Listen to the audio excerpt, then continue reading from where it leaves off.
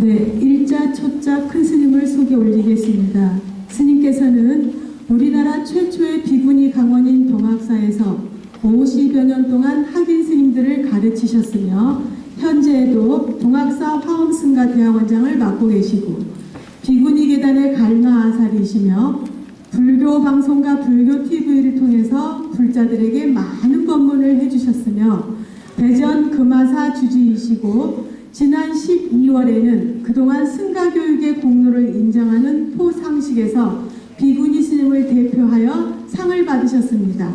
큰 박수로 스님의 법문을 드리겠습니다. 박수요.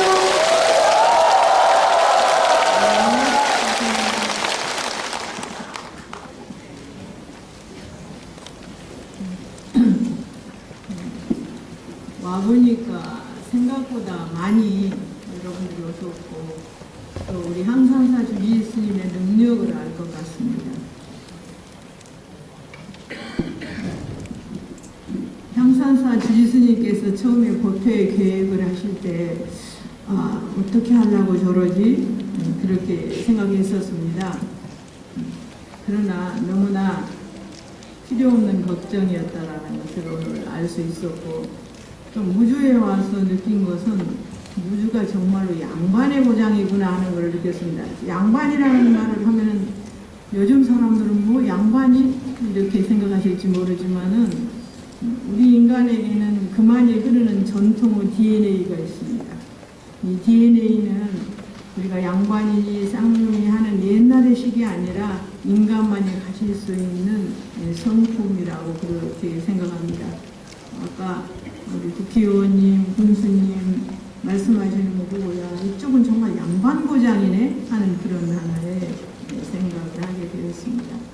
저는 오늘 관세음보살 본문품에 대해서 여러분들에게 강의를 할 수 있도록 되어 있는데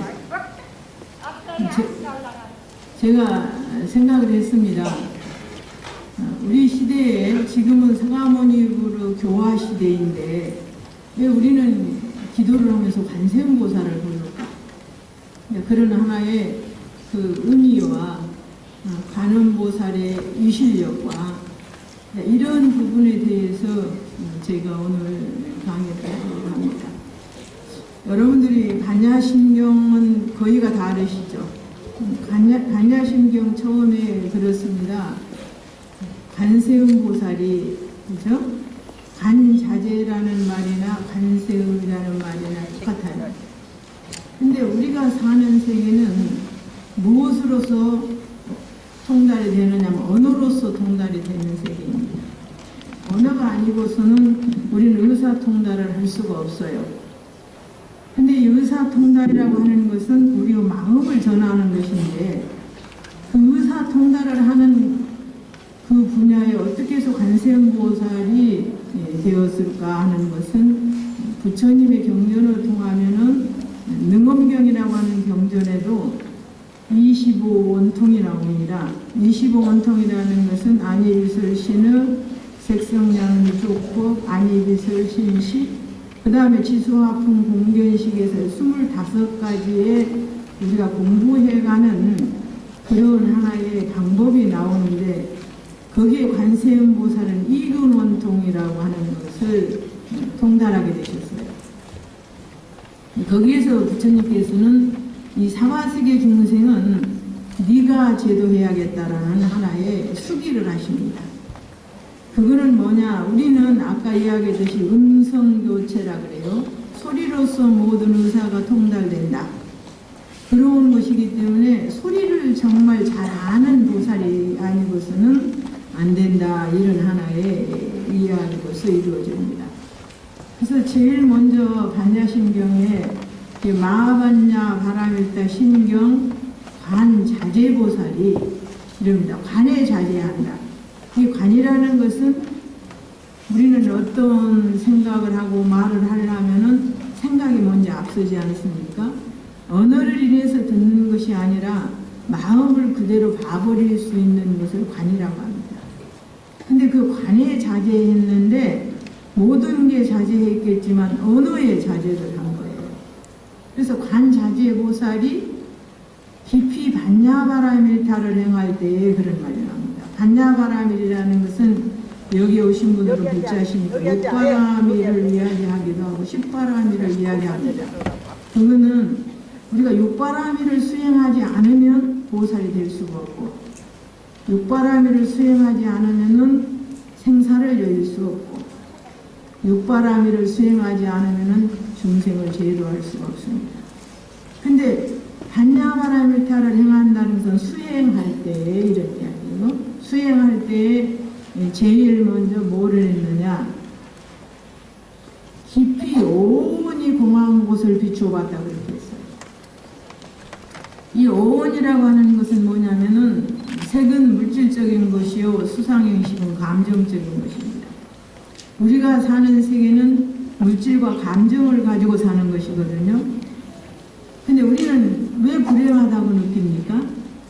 이게 저 혼자 하는 게 아니라 여러분과 같이 하면 좋겠습니다. 우리는 왜 불행하다고 느낍니까?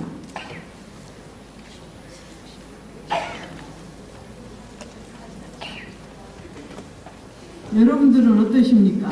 왜 불행하다고 느낍니까?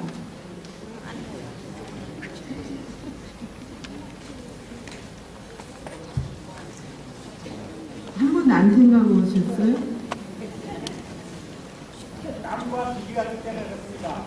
네, 그럼요. 비교하기 때문에 불행하다고 느낄 수도 있고 맞는 말입니다. 또 왜 불행하다고 느끼십니까? 만족할 줄 모르기 때문에 그럽니다. 그죠? 만족할 줄 모르기 때문에 그렇다 이렇게 생각하셔야 돼요. 그러면 우리의 마음은 허공과 같이 큽니다. 그 허공과 같이 큰 마음을 무엇으로 채우고 계십니까? 채울 수 있는 방법이 있으시겠습니까? 무엇로 채울까요? 욕심이 찹니까? 안 차죠. 그러니까 불행하다고 느끼는 거죠. 근데 우리는 마음이라는 것은 허공보다 더 큽니다. 우리가 원각경에 보면은 이 허공도 마음에 의해서 나왔다고 했습니다. 그렇게 큰 마음을 채우려면은 비워야 찹니다. 비우지 않고는 절대로 찰 수가 없어요. 근데 우리는 그 비우는 방법을 모릅니다. 우리가 과연 소유를 가지고 있는데 그 소유가 내가 살아가는데 얼마나 필요할까? 이렇게 한번 생각해 보셔야 돼요. 내가 가지고 있는 소유가 내 삶에 얼마나 필요한 것일까? 혹시나 필요 없는 것은 없는가? 이렇게 여러분들이 생각하시면 필요 없는 것이 필요한 것보다 몇백 배는 더 많다라고 느낍니다. 그래서 이런 하나의 우리가 감정을 바로 조정하는 방법은 무엇이어야 되느냐 하는 것이죠. 무엇이요? 그럼 이런 소유에 대한 감정을 불교에서는 뭐라고 하느냐면 집착이라고 합니다. 집착. 그 집착이라는 말은 이것은 영원히 내 것일 것이라는 생각이에요. 내가 무엇인가가 되어 있으면 이것은 안 변할 것이다. 무엇인가를 소유하고 있으면 이것은 내 것이니까 아무도 침범할 수 없다. 이런 하나의 모든 집착이 나로 하여금 불행하게 만듭니다. 그래서 부처님께서는 말씀하시기를 이 세상의 모든 것은 생멸이 있는 한, 생멸이라는 것은 우리 감정 하나도 지금 한 생각이 일어났는데 내가 아무리 그 생각을 놓치지 않으려고 해도 조금 있으면 사라져버립니다. 그런데 그 생각이 일어나는 순간 나는 뭐냐면 내 생각이 옳다라고만 항상 하게 돼요. 여러분들 아주 쉬운 방법, 세속인들이 가장 쉬운 방법, 사랑하는 사람이 있습니다. 그 사랑이 영원히 안 변할 거라고 믿습니까? 아무리 붙들고 늘어져도 그 사랑은 변하게 되어 있습니다. 그것은 생겨난 것이기 때문에 변하는 거예요.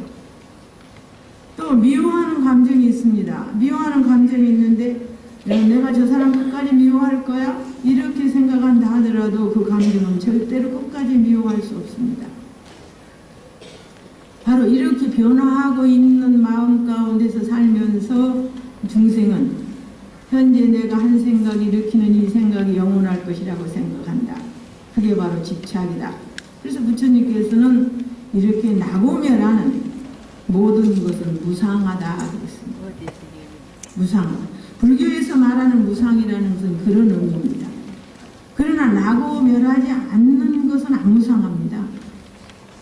우리가 선심과 악심을 놓고 볼 때 앞에 형용사만 변합니다. 선심하면은 선한 마음, 악심하면 악한 마음이잖아요. 근데 마음은 안 변해요. 안 변하는데 근본 자체는 안 변하는데 내 마음에 맞으면 선심, 내 마음에 안 맞으면 싫다는 마음을 내죠. 그러나 좋고 싫은 것은 항상함이 없어서 좋은 것인데 싫어질 수도 있고 싫은데 좋아질 수도 있다. 그래서 부처님은 너의 생각은 모든 사물은 변화하고 있다. 변화하고 있는 것을 붙들려고 하지 마라. 붙들면은 그 순간에 괴로움이 시작된다. 이렇게 하시는 말씀으로 무상이라는 말을 씁니다. 근데 그것은 우리가 한번 생각해보면 여러분도 다 긍정하실 수 있는 말이에요. 그 다음에 무아라는 말을 씁니다. 무아라는 것은 자체가 없다 그런 말이에요. 왜냐하면 우리는 이런 종이 한 장이 만들어지는 데에도 여러 가지가 합쳐져서 종이 하나가 만들어집니다. 나무를 베어서 그것을 물에 빨아서 찧어서 사람의 어떤 공력에 들어가 이렇게 종이가 만들어지지 않습니까? 그래서 이거를 말할 때 인연법이라고 해요. 어떤 근본이 어떤 조건에 의해서 어떻게 하나가 만들어진다는 겁니다. 그렇게 만들어진 것이기 때문에 그 근본 자체가 없어요. 그 근본 자체가 없는 데서 사는 것이 우리 중생입니다. 그래서 부처님께서는 실지의 아가 없다. 법이라는 것은 인연으로 만들어진 것이기 때문에 실지의 아가 없다. 자, 이렇게 설명을 하시는데 우리가 반야신경에서 아까 이야기했듯이 오온 구동도 한다면은 오온이란 색, 수, 상, 행, 식 이렇게 말하죠. 그러면 색은 물질적인 것입니다. 우리가 손을 이렇게 접어서 부딪히는 건 다 물질이에요. 그 다음에 수상행식은 감정입니다. 그러면 물질이란 앞에서 무상과 무아를 볼 때 절대로 영원성이 없다는 걸 알으시잖아요. 그 다음에 감정도 그렇죠. 아까 이야기했듯이 아무리 사랑하는 마음도 시간이 흘러가면은 그 사랑은 빛이 가래고 아무리 미워하는 마음도 세월이 흘러가면은 절실하게 미운 사람도 보고 싶을 때가 있습니다. 바로 이런 것이 우리가 매여서 살고 불행을 초래하는 마음입니다. 그래서 간자재보살은 온이 공한 것을 비추어 봤다고 했어요. 이게 색이라는 건 물질이 공하고 감정도 공하다.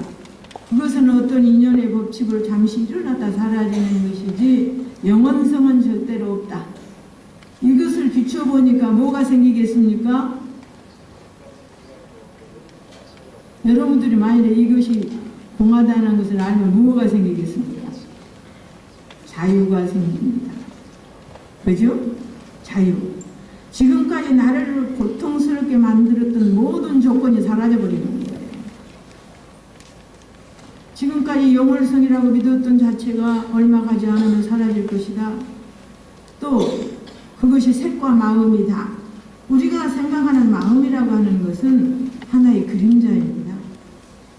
그런 말이 있죠. 내가 물속을 바라다 보면 내가 웃지 않으면 물속의 사람은 절대로 웃지 않는다. 맞습니까? 네. 그죠? 내가 웃어야 물속의 사람이 나를 보고 웃지, 내가 웃지 않는데 물속에 비치는 내 그림자가 왜 웃겠습니까? 바로 이런 것이 인과입니다. 여러분들이 사물을 대하고 인간을 대할 때 내가 먼저 웃으면 반드시 상대는 웃습니다. 내가 행복하다고 생각하면 행복은 오게 돼 있고 내가 불행하다고 생각하면 불행도 오게 돼 있습니다. 그거는 내가 스스로 불러오는 것이기 때문이에요.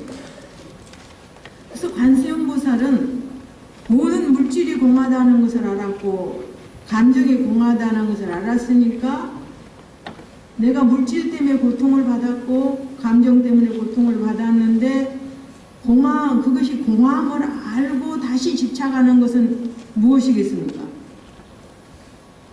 중생이며 바보인 것입니다. 중생이라는 말은 바보라는 이야기예요. 사실 보면.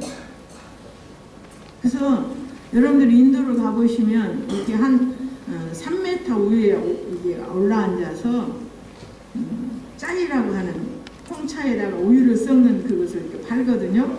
3m 위에 올라앉아서 이런 조그마한 컵에다가 위에서 쫙 짜이를 따르면 그 컵 안에 쫙 알맞게 딱 뜨는데 한 방울도 옆으로 흘러가지 않습니다. 근데 그 사람들은 그 잘하는 사람을 붓다라고 그러더라고요. 부처님 통했다는 이야기죠. 근데 그거 못하는 사람은 못다. 모질이 중생이라는 것이에요. 그래서 우리 부처님께서는 마음을 통했지만 그런 데 가면 기술을 하나 통하는 것도 붓다냐 못다냐 이렇게 따집니다. 그래서 관세음보살은 이제 세계도 자유롭고 물질에도 자유로우니까 또 마음에도 자유롭고 이게 뭐가 없어지겠습니까? 지금까지 고통스러웠던 고액이 사라져버립니다. 그래서 관자재보살이 온이 공함을 비추어 볼 때에 고액이 사라지더라. 우리는 어떤 것에서 헤어나오고 어떻게 행복해지느냐를 따질 때는 이걸 한번 생각해 봐야 됩니다. 나는 얼마나 물질에 자유로운가? 나는 얼마나 감정에 자유로운가? 아까 이야기했듯이 웃지 않는 모습으로 물속을 바라다 보면 물속의 사람도 나를 위해서 절대로 웃지 않는다. 바로 이런 하나의 인과의 법칙을 가지고 부처님께서는 중생을 제소하셨는데 사실 불교는 10차원 세계를 이야기합니다. 정신세계에서. 그러나 여러분들에게 10차원 세계를 이야기한다는 것은 알아듣지를 못하고 우리가 말하는 것은 항상 2차원이나 3차원 세계 그 정도에서만 여러 신도님들을 상대해서 말할 수밖에 없어요. 그러면 관세음보살님이 우리가 아까 이야기했듯이 10차원 세계에 도달할 수 있는 능력을 갖추었습니다. 그러나 보살의 화연으로서 중생을 제도하면서 3차원 세계의 낮음으로 내려오신 거죠. 우리가 가장 말한 그러니까 관세의 그 반야심경에 들었는데 색이고 공이고 색이다 그런 말 하죠. 그러면 이제 반야심경 강의가 되겠는데 그것은 모두 맥락이 통하니까 제가 이야기합니다. 물질과 감정을 따로 놓고 볼 수 있는 마음에서는 물질과 감정이 다른 것이었는데 물질과 감정을 함께 놓고 볼 수 있는 능력이 생기면 물질이고 감정이죠. 물질이에요. 우리도 그렇지 않습니까?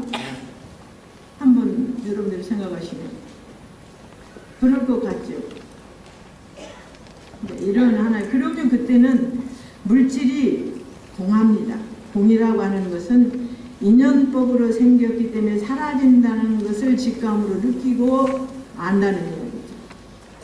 그러면 물질만 그러느냐 수상행식인 감정도 역시 그렇다는 겁니다. 이 내가 미워하는 이 마음이 상대에 의해서 생긴 것이지만 실은 내 마음에 의해서 생긴 것이다.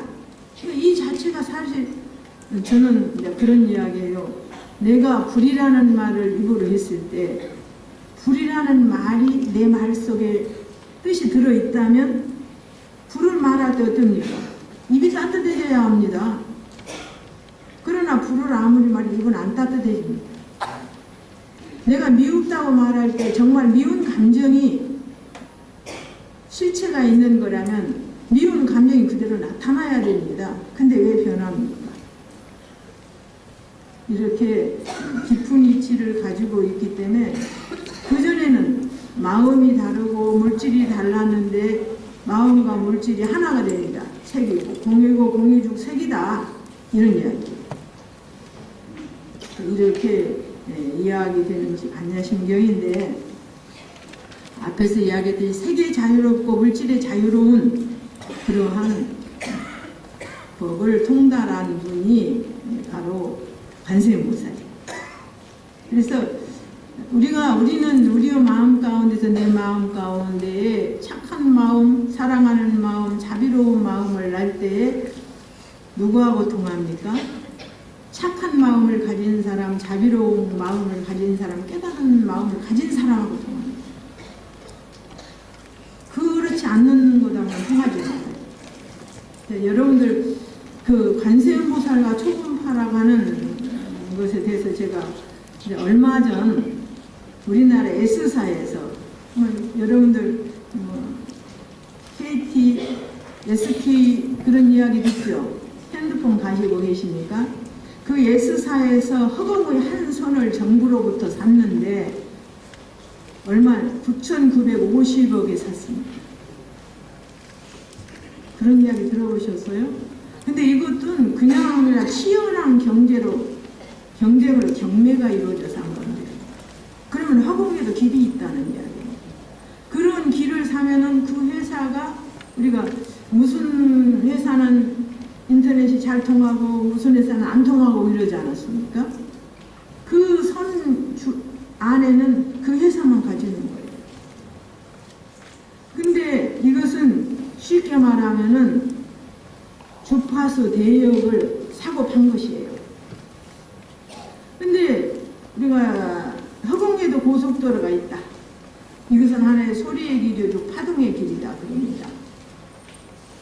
근데 부처님 경전은 이 세상에 만들어지고 있는 움직이는 자연과학의 법칙을 직관으로 모두 파악하고 그 은유와 상징의 어법으로 기록하는 것이 부처님 경전입니다.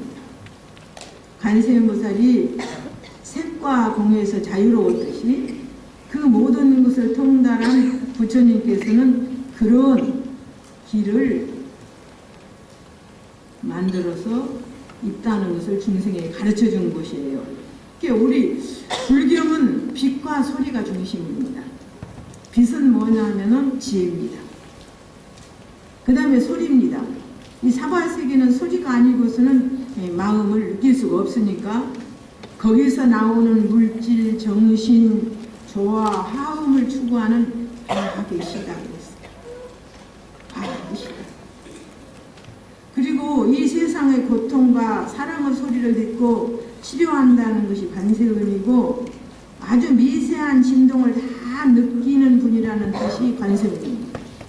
근데 여러분들의 마음에서 정말 관세음이라고 하는 보살의 대상에 대해서 진실한 마음으로 내가 이런 고통에 처했으니 구해주소서 한다면, 아까 이제 감정과 색을 초월해 버리신 분이기 때문에 나의 그 진심과 딱 통하게 됐어요. 만병을 고치는 상징으로 우리가 버드나무를 들고 계시지 않습니까? 근데 여러분들 한번 그런 생각 해보신 적 있으신가 모르겠어요. 왜 부처님은 버드나무를 들고 계실까? 근데 저도 이것에 대해서 제가 자비도량 참법이라는 그러는 버드나무라는 말이 나와요. 버들가지 청정한물 시방세계 뿌리 이런 말이 나오고, 부처 관세음보살이면 왜 버드나무를 들고 계실까? 근데 여기 의문을 가지고 어떤 한의사한테 이게 분명히 이유가 있다. 근데 그 한의사님이 스님 드디어 알아냈습니다. 그래서 어떻게 알아냈습니까? 하니까는 이야기를 하는데, 우리가 양치질 한다고 그러죠. 그것도 부처님 당시에 입병이 나고 잇몸이 부은 제자가 와서 입병이 나고 잇몸이 붓습니다. 어떻게 할까요? 하면 양치를 하라. 그 말이 무슨 말이냐면은 버드나무를 씹어라, 그런 말이었어요. 버드나무를 꼭꼭 씹어서 이렇게 문지르면은 염증이 없어진다. 그때부터 부처님은 벌써 알고 계셨는데, 요즘에 여러분들 인터넷 들어가 보세요. 버드나무는 우리가 말하는 그걸로 차를 끓여 먹으면 모든 병이 낫더라고요.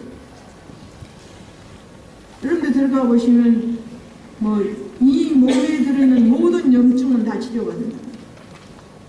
거기에는 아스피린과 똑같은 유의 치료를 하는 유의 약의 품성이 있고, 하여간 우리 몸에 들어있는 모든 염증은 그걸로 계속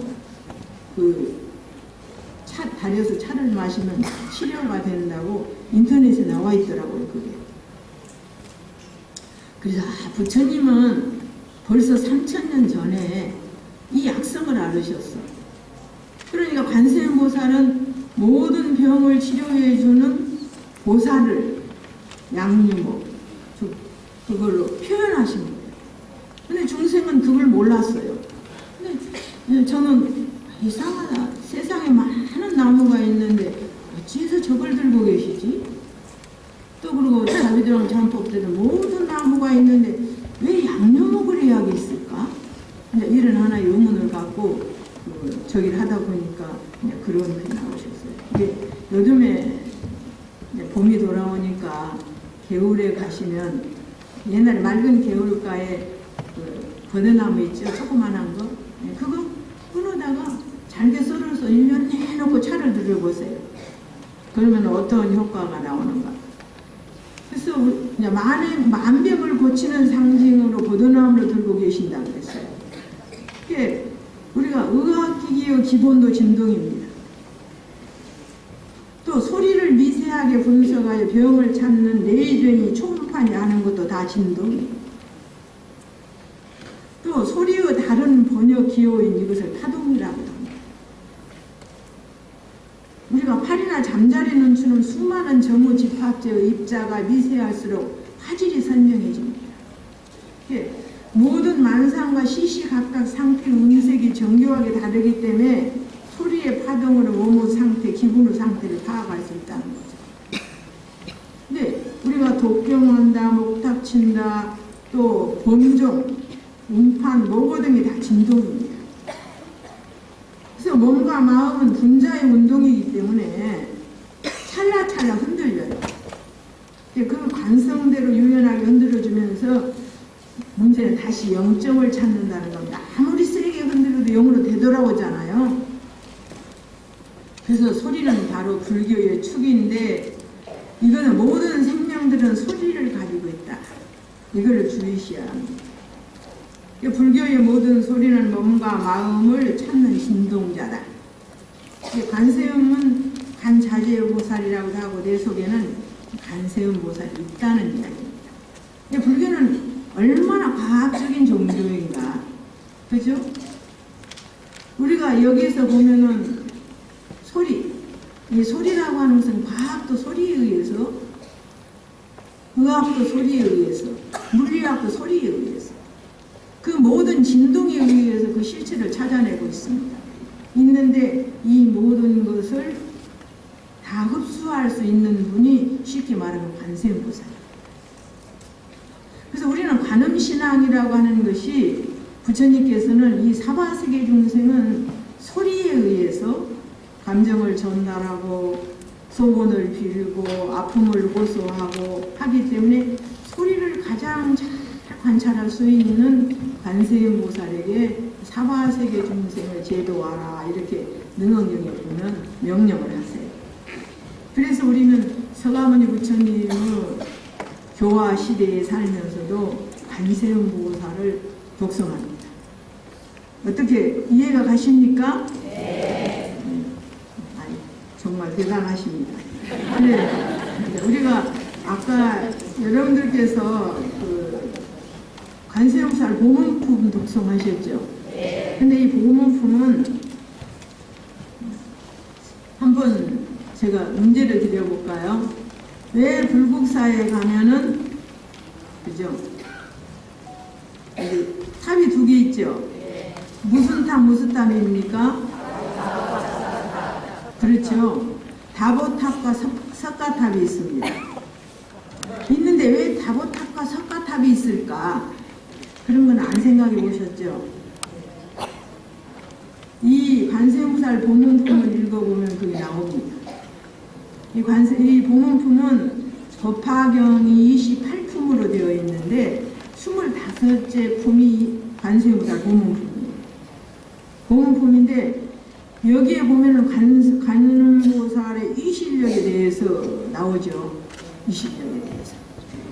근데 이제 여기에 보면 그렇게 되어 있습니다. 무진이 그때는 부처님은 그냥 대중을 놓고 말씀하시는 게 아니고 누군가가 물었을 때, 가령 여러분들이 잘 아시는 금강경 수고리가 부처님이 항상 하시듯이 부자이자 하시는데 나와서 희유합니다 이렇게 시작하잖아요. 그러니까 거기에 대답해 놓은 것이 금강경입니다. 또 뭐 능엄경 같은 거 보면은 아란존재에 의해서 만들어진 것이 능엄경이고, 이래서 반드시 부처님께서 스스로 설하시지는 않고 반드시 물었을 때 그 근기에 맞는 중생을 위해서 설해 놓으시는 경인데, 여기 관세음살 보면 무진유 보살이 물은 거 상대가 되어주시는 거예요. 여기서 뭐 무진유 보살이 자리에서 일어나 옷을 정돈하고 오른쪽 어깨를 드러내고 합장할 때 부처님을 향하여 이렇게 말씀드렸다. 세존이시여, 관세음 보살은 무슨 인연으로서 관세음이라고 부르게 되었습니까? 관세음 보살이라고 부르는 연유를 가르쳐 주십시오 이렇게 합니다. 그래서 부처님께서 무진유 보살에게 이르기를, 각종 고통에 시달리는 한량없는 백천만억 중생들이 관세음 보살의 배를 듣고 일심으로 그 이름을 부른다면 관세음 보살이 즉시 그 음성을 관찰하고 그들을 모두 괴로움에서 벗어나게 하나니라. 그래서 관세음은 관은 마음으로 직접 봐버리는 것이고, 우리처럼 귀를 통해서 헤아려서 듣는 것이 아니라, 그런데 세세음하는 세상의 소리를 듣는다 해서 세음. 보살이라고 하는 말은 잘 알으시겠지만 이루는 불도를 이루기 위해서 절대로 물러남이 없을 수 없는 그런 경지에 이르렀다는 뜻이고, 아래로는 모든 중생을 전부 구제하겠다는 그런 뜻이 보살이에요. 보살이라는 이름이 그렇게 가벼운 이름이 아닙니다. 그래서 보살님 보살님 하는 것은 당신은 불도를 이루기 위해서, 마음을 깨치기 위해서 모든 정지를 쉬지 말 것이며, 모든 아프고 힘드는 중생이 있다면 당신이 할 수 있는 것까지 그 중생을 돕고 살아라, 이런 의미로 보살이라고 불러주는 거예요. 근데 관세음보살 연부라는 사람은 이런 일이 있다. 설사 큰 불구덩이 속에 떨어지게 되었더라도 불이 태울 수 없다. 우리가 불이 태울 수 있는 것은 앞에서 이야기하듯이 물질이나 감정에 붙들려 있기 때문에 밖에서 오는 경계가 나를 해칩니다. 절대로 내가 그것에 붙들려 있지 않으면 해칠 수 없어요. 한 쉬운 예로 여러분들이 요즘에 차를 많이 가지고 다니면 차 사고 나지 않습니까? 우리가 물리적으로 말할 때 차가 이만큼 부서졌으면 어때요? 사람은 이만큼 다쳤을 것이다. 그렇게 하지 않습니까? 근데 차가 완전히 부서져 버리도 사람이 안 다치는 경우가 있고, 또 차가 하나도 부서지지 않았는데 사람이 다치는 경우가 있어요. 그러면 물리적으로 우리가 이것을 어떻게 증명해야 되느냐, 여러분들이 그 생각을 하셔야 돼요. 이걸 어떻게 증명해야 돼요? 그거는 물리적으로 증명할 수가 없습니다. 그 사람이 가지고 있는 업의 힘에 의해서 그렇게 생각하셔야 돼요. 이게 사람이 이렇게 우리가 살아있을 때 이런 데에다가 뜨거운 물 떨어뜨리면 뒤지요. 근데 죽은 사람은 물을 떨어뜨려도 안 뒤집니다. 그러면 살아있는 사람은 집착과 애착이 있기 때문에 뒤지만, 죽은 사람은 집착과 애착이 사라져버리기 때문에 튀지를 않아요.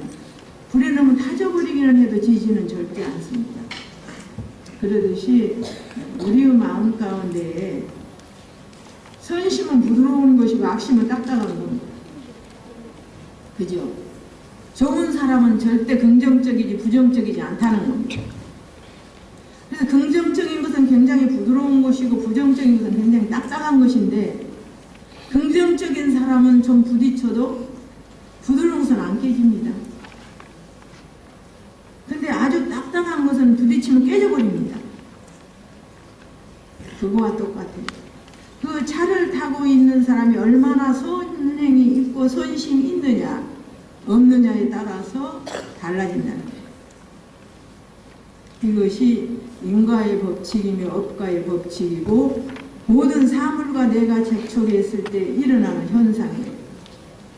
그래서 일본에서 정부에서 차 사고가 나서 사람이 죽었는데 그 사람들을 뒷조 사람을 쫙 해왔답니다. 어찌해서 똑같은데 죽지 않고 안 다치는가 했더니 거의 죽은 사람의 80%가 생을 잘 못 산 사람들이었어요. 이게 조사에서 나온 겁니다.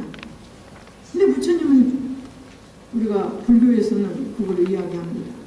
그가 선한 마음이 착함에 있으면 절대로 행액이 다치지 않는다. 근데 악한 마음이 있으면 딱딱하기 때문에 행액이 다친다는 겁니다.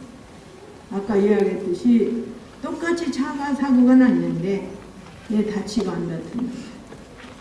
그러니까 이런 하나의 문제입니다.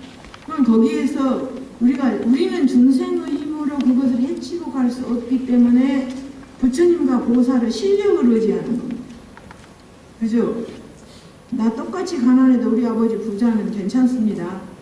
뭐 좀 잘못해도 봐줍니다. 근데 우리 아버지 아무것도 없는 가난뱅이만 안 봐줘요. 똑같습니다.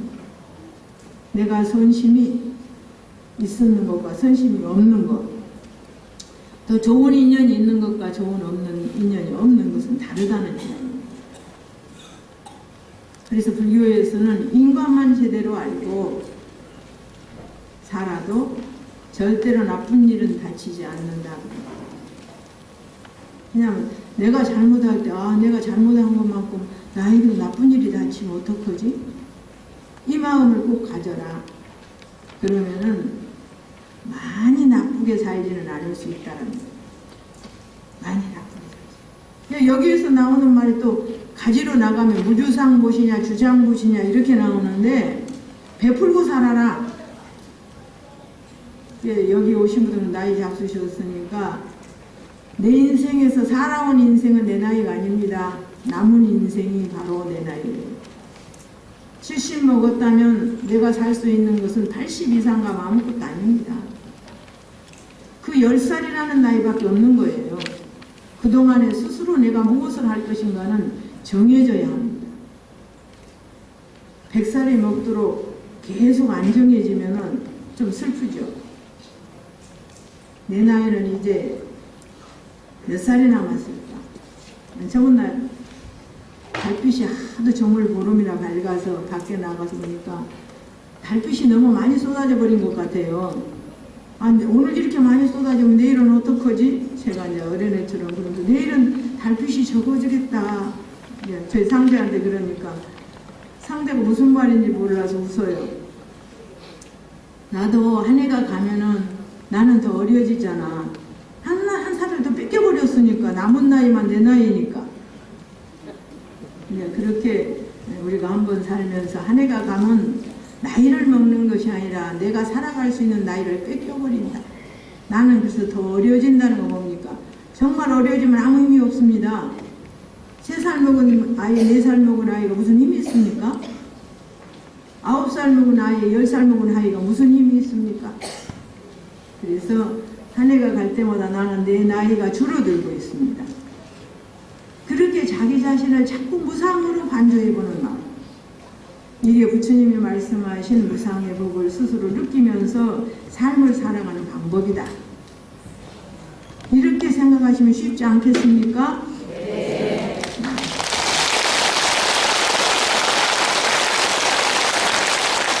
그래서 내가 마음으로 관세음보살을 염하는 사람은 큰 불구덩이 속에 떨어지게 되었더라도 불이 태울 수 없고, 왜냐하면 불은 각각 경계입니다. 불은 안입이슬 신의간의 육신이라면 색성량의 촉법은 경계지 않습니까? 내가 안 받아들이는 경계는 나하고 아무 상관이 없어요.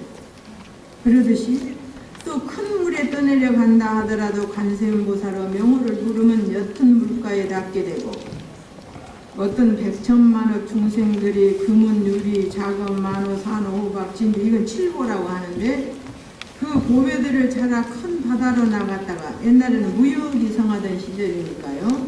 폭풍이 불어서 나찰이라는 것은 나찰이라는 것은 사람을 먹고 사는 귀신이라는 거예요.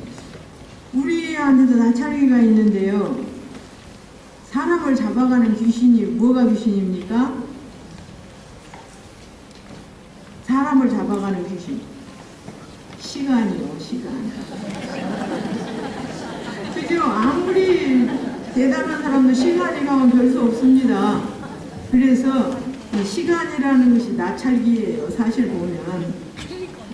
그래서 이런 이제 나찰기 나라에 포류가 되었다고 하자. 그렇더라도 그 중에 한다못해 한 명만이라도 관세음보살의 이름을 부르는 이가 있다면 그 여러 사람들이 전부 나찰로 한란에서 벗어나게 된다.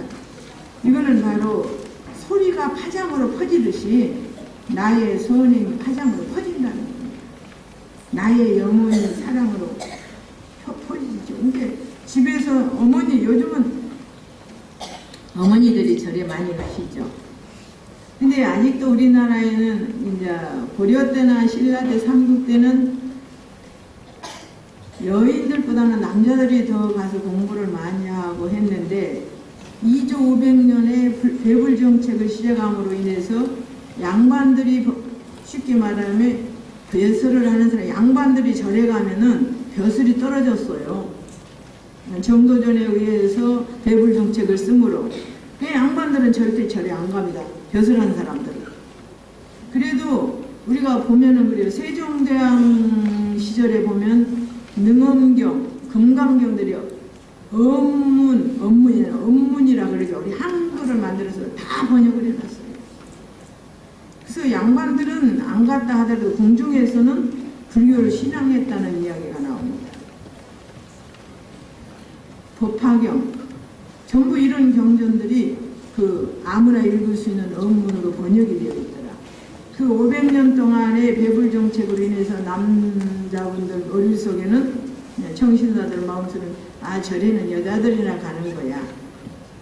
그래서 양반집 부녀자들의 뒤로 모르게 직접 또 가면은 안 되니까 중간에 무속을 놓아서 무속을 시켜서 가서 기도를 하게 하고 자기네 기도를 하게 하고 이렇게 했던 그 중간 매체가 누구였냐? 무속이었습니다. 무속이다가 보니까 다음에는 절인지 무속인지 혼합 상태가 되어졌어요. 사람들 의식 속에. 그래서 지금도 잘못하는 사람은 절을 무속이라고 하는 사람이 있는데 절은 절대 무속이 아닙니다. 그런 것이 역사, 세계의 역사 가운데 500년 단합을 받고도 멸하지 않는 종교는 하나도 없었습니다. 그러나 불교는 워낙 오랜 동안의 뿌리로 인해서 절대로 멸하지 않고 지금 다시 이렇게 불교가 있게 되는 거죠. 그래서 남자분들은 그거는 여자들이랑 가는 거야. 그건 남자분들은 성불 하시기 싫습니까? 어떻습니까? 그렇죠. 성불하고 싶으시다면 부처님 경전을 열심히 공부하시고 참선도 하시고 하셔야 합니다. 절대로 내가 밥을 먹지 않으면 배부르지 않습니다. 아까 이야기했듯이 내가 웃지 않는데 어떻게 물속에 내가 웃겠느냐 이렇게 생각해서 실제로 공부를 하시면 좋습니다. 또 어떤 사람이 금방 칼에 찔리게 된 경우라도 관세음보살 이름을 부른다면 상대방이 잡고 있던 칼이나 막대기가 산상조각으로 부서져서 위기를 외면하고 또 삼천대천세계 가득한 야차와 나찰들이 사람에게 달라붙어 괴롭히려 하더라도 이 야차와 나찰은 사람을 잡아먹는 귀신입니다. 관세음보살을 연불하는 소리를 들으면 아기들이 감히 상한 눈길로 그를 쳐다보지도 못한다. 또 어떤 이가 수갑과 형틀, 칼, 자물쇠에 몸이 꽁꽁 묶였더라도 관세음보살을 영하면 죄가 있든지 없든지 간에 저절로 풀어지고 끊어져서 즉시 풀려나게 된다. 그러니까 이런 것으로 해서 쭉 32가지. 그리고 여기에서 꼭 제가 가르쳐주고 싶었던 게 있어요. 여기 뭐 어떤 여인이 아들을 낳고자 관세음보살께 예배하고 공양한다면 복덕과 지혜를 겸비한 아들을 낳게 되고 딸을 낳기 원한다면 간쟁하고 어여쁜 딸을 낳는다 이런 말이 있는데 이런 분들 보고 뭐 그런 일이 어디가 있어 이러시겠죠. 내 염원이 강하면 그죠? 염원이 강하면 하늘에 비친다 그랬어요. 하늘. 그래서 우리는 그 염원은 굉장히 순수하고 담백해야 합니다. 어떤 욕심에 의한 염원도 염원은 염원이지만 내가 순수한 염원을 가지는 자에게는 순수함이 바로 따른다. 그래서 흰 곳에는 하얀 곳에는 어떤 물도 물을 들일 수 있지만 벌써 빨갛고 파래버렸다면은 물을 들일 수 없습니다. 그래서 이제 관세음보살 보는 분 지금 시간이 많이 됐다고 연락이 왔는데 할 말은 많은데 시간은 다 되고 그래서 여러분들의 마음 가운데 아까 제가 이야기했던 우리가 고해를 건너려면 가장 괴로움을 건너려면은 뭐입니까? 물질은 공하다. 감정도 공하다. 그래서 자기만을 위하는 아집을 버리고 겸허한 마음이 되는 것이 첫째고 이게 바로 금강백서 말한 사상입니다. 두 번째는 우리는 항상 우월감을 가지고 삽니다. 똑같은 물건이 있어도 여러분들 똑같은 차를 가지고 있는데 내 차가 저 사람 차보다는 좋아? 이런 생각이 있어요. 또 항상 자기가 우월하다는 이 생각. 그거는 나를 나쁜 곳으로 보내는 지름길이라고 그랬습니다. 그리고 우리는 함께 삽니다. 함께 살기 때문에 내가 나만을 위해서 산다면은 그 나만을 위해서 사는 그것이 남에게 해가 된다면 그것은 자기도 어렵습니다. 우리는 길을 가다가 더러운 곳에 쓰레기를 버리지 깨끗한 곳에는 쓰레기를 버리지 않습니다. 그래서 나만을 위한 행동은 하지 마라. 이게 중생상이고 또 하나는 삶이 영원하다고 생각하지 마라. 그 말은 이 육신이 영원하다고 생각하지 마라 그런 말입니다. 저는 죽음이라는 것에 대해서 그렇게 생각합니다. 나는 빨리 지금이라도 갔으면 좋겠어 그런 생각해요. 이제는 이 모든 말을 잘 안 들으니까요. 그래서 육신만 바꾸는 것이 마음은 그대로 가지고 가잖아요. 마음을 그대로 가져간다는 것은 그대로 업가를 그대로 지니고 가서 아주 이쁜 애기하고 바꾸는 겁니다. 근데 금생에 내가 내 마음 가운데 선의 정자나 복덕의 정자가 없으면 없는 대로 바꾸는 것이고 있으면 있는 대로 바꾸는 겁니다. 그러면 세상이 그래서 가난하고 부자가 있고 잘나고 못난 것이 있고 지혜롭고 미련한 것이 있고 사랑받는 것이 있고 사랑받지 못하는 것이 있는 것은 과거의 그대로를 가지고 욕심만 바꿨기 때문이에요. 그런데 이 육신 내가 현재 소유하는 것 갖고 영원히 살 것이다. 그 마음 먼저 놓아라는 거죠. 그 마음보다는 내가 살아있는 동안 내가 나이가 지금 몇 살이니까 선행을 베풀 수 있는 시간이 별로 없다. 빨리빨리 베풀어야지. 그래서 부처님께서는 아함경에서 그런 말씀을 하십니다. 사람은 두 종류가 있다. 첫째는 자기가 소유한 모든 것을 스스로 버리는 자.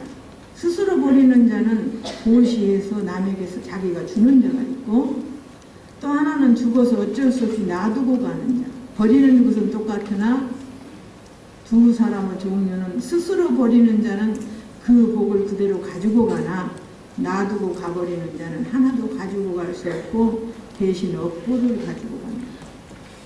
그래서 항상 우리는 버리는 자가 되고 도움는 자가 되고 그러다. 그러니까 여러분들이 우리 옛날 어른은 일소일로 그래서 한 번 썩 내면 그만큼 얼굴이 환해지고 한 번 기쁘고 웃으면 그만큼 얼굴이 아름다워집니다. 여러분들 모두가 사랑받는 사람이 되고 싶으시죠? 네. 어떤 사람이 사랑받습니까? 부드럽고 인상 좋은 사람. 인상은 우리가 말할 때 눈이 잘나고 코가 잘나고 입이 잘나서 좀 잘난 거 아닙니다. 아무렇게나 생겨도 좋은 사람이 있어요. 근데 정말 잘난 사람도 싫은 사람이 있습니다. 그건 마음이 보이기 때문에 생긴 모습이 그대로가 그거 아니고 그가 가지고 있는 마흔이 보이기 때문에. 그래서 나는 오늘부터는 관세음보살과 같은 사람이 되어보겠다. 그렇게 생각하시고 남은 생을 살으십시다.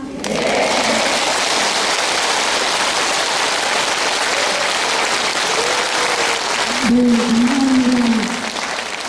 우리 한국의 비구니기 불운하 존자 같으신 아주